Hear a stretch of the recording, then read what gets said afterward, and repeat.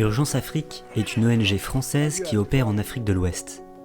Au Togo, dans le village de Govou, l'association envoie des bénévoles pour des missions d'éducation et sanitaire. Les filles, il y a un S à la fin de filles. Il y en a plusieurs. Ça marche? Allez, c'est bon.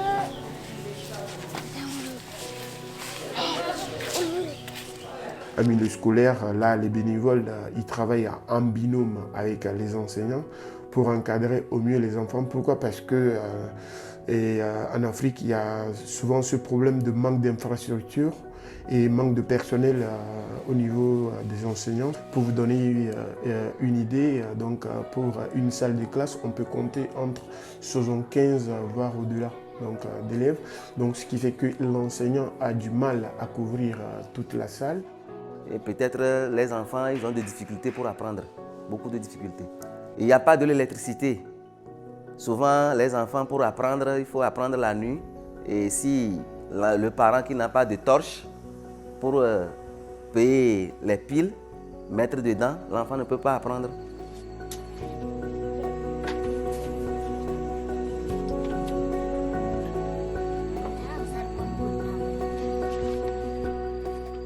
En plus des classes surchargées, les infrastructures sont parfois délabrées.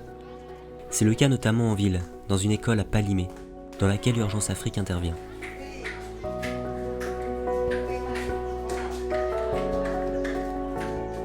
Le grand bâtiment que vous voyez, les toits sont enlevés. Quand il pleut, ça tombe dedans. Quand il a le soleil, ça frappe les enfants aussi. Donc, nous sommes obligés de les faire partir à la maison lorsque la nature est mauvaise.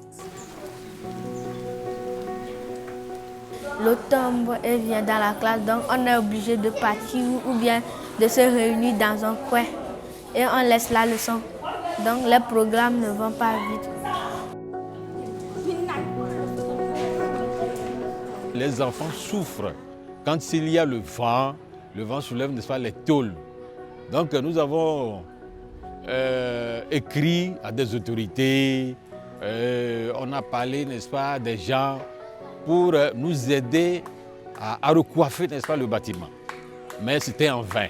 Urgence Afrique veut nous aider à réhabiliter, n'est-ce pas, le bâtiment. Vous verrez que, n'est-ce pas, le sol aussi, les ciments sont enlevés. Donc, tout est à refaire. Notre effectif diminue de jour en jour. Avant, on avait plus de 500 élèves dans cette école. Maintenant, nous ne sommes plus même à 300 à cause de l'état de notre bâtiment. Les bénévoles peuvent également venir l'été pendant la période des vacances scolaires. Le but, apprendre en s'amusant.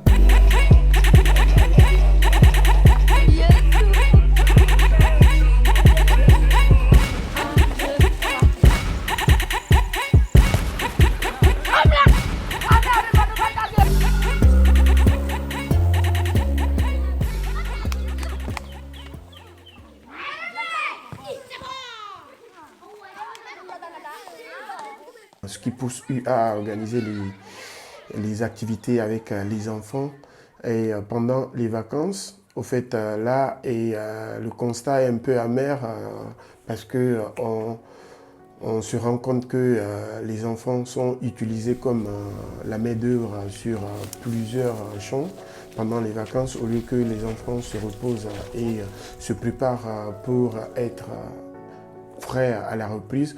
Les parents préfèrent les utiliser au champ, au marché et autres.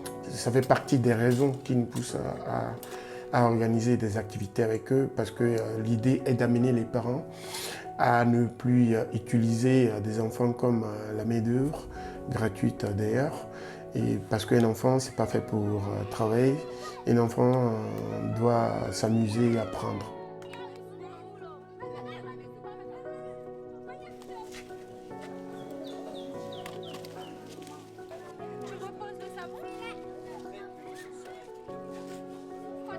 Si des bénévoles appartiennent à un corps médical, il est également possible pour eux d'exercer leur métier.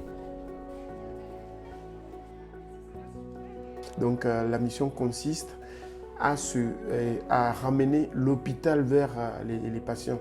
Là, étant donné que les villages avec lesquels nous travaillons sont des villages très paumés, enclavés, ils n'ont pas accès aux soins. Donc là, pour donner une idée, là, l'hôpital le plus proche ou un centre de santé le plus proche se trouve à des quinzaines de kilomètres.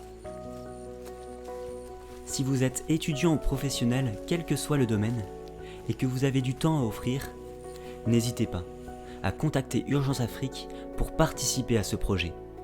Pour tout renseignement, il est possible d'écrire à l'association via leur site internet urgenceafrique.org.